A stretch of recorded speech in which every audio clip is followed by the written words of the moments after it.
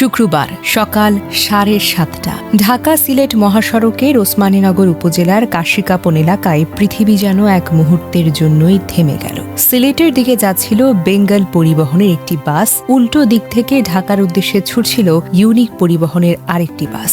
দুটি বাস মুখোমুখি সংঘর্ষে জড়িয়ে পড়ল। প্রচণ্ড ধাক্কায় ইউনিক পরিবহনের বাসটি সড়কের পাশের খাদে ছিটকে পড়ে। ঘটনাস্থলে নিভে গেল 8টি প্রাণের প্রদীপ। আহত হলেন আরও অন্তত 25 জন।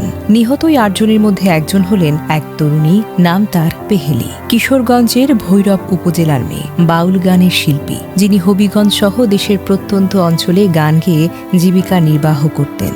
সেদিন রাতভর সিলেটে গানের আসর জমিয়ে বাড়ি ফিরছিলেন। কে জানত সেই ফেরার পথে হয়ে উঠবে তার জীবনের শেষ যাত্রা।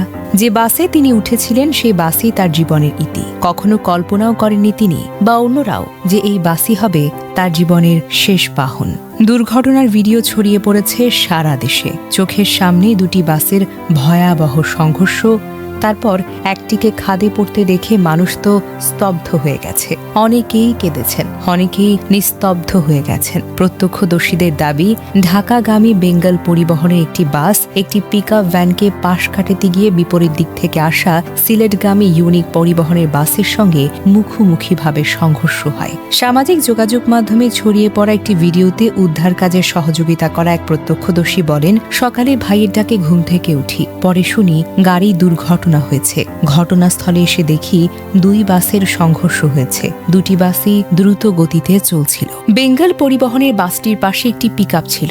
সেটিকে ওভারটেক করতে গিয়ে দুই বাসের সংঘর্ষ হয়। তিনি বলেন, ঘটনাস্থলে এসে দেখি অনেক মানুষ মারা গেছেন, অনেকে আহতও হয়েছেন। আহতদের হাসপাতালে পাঠানো হচ্ছে। আমরা সবাই মিলে বাস থেকে লাশগুলোকে বের করি। ফায়ার সার্ভিস, পুলিশ, স্থানীয় লোকজন উদ্ধার কাজে যোগ দেন। আমরা লাশগুলো পুলিশের কাছে হস্তান্তর করি। এটি একটি মর্মান্তিক ঘটনা। আমরা খুব কষ্ট পেয়েছি। হাইওয়ে পুলিশ নিহতদের মধ্যে 4 জনের পরিচয় নিশ্চিত করেছে। তারা হলেন কিশোরগঞ্জের কুলিয়ারচর উপজেলার সাইফুল ইসলাম, সিলেটের দক্ষিণ সুরমার জাহাঙ্গীরের মেয়ে ফাইজা, সিলেট নগরীর শোভাহানিঘাট এলাকার উত্তম রায়ের ছেলে সপ্তম রায় প্রীতম এবং কিশোরগঞ্জের ভৈরব উপজেলার বাবুল মিয়ার মেয়ে শিল্পী পেহেলি ভৈরবী। প্রত্যক্ষদর্শীদের বরাতে ওসি আনিসুর রহমান বলেন, ঢাকা থেকে আসা বেঙ্গল পরিবহনের একটি বাস পিকআপ ভ্যানকে পাশ কাটাতে যায়। এ সময় সিলেট থেকে ছেড়ে যাওয়া ইউনিক পরিবহনের বাসের সঙ্গে মুখোমুখি সংঘর্ষ হয়। এতে ইউনিক পরিবহনের বাসটি সড়কের পাশের খাদে পড়ে যায়। তিনি বলেন, নিহতরা সবাই ইউনিক পরিবহনের যাত্রী। আহতদের বেশিরভাগও এই বাসেরই যাত্রী। সিলেটের এমএজি ওসমানী মেডিকেল কলেজ হাসপাতালের পরিচালক brigadier general doctor Umar Rashid Munir বলেন, আমরা হাসপাতালে আহত অবস্থায় 16 জনকে পেয়েছি।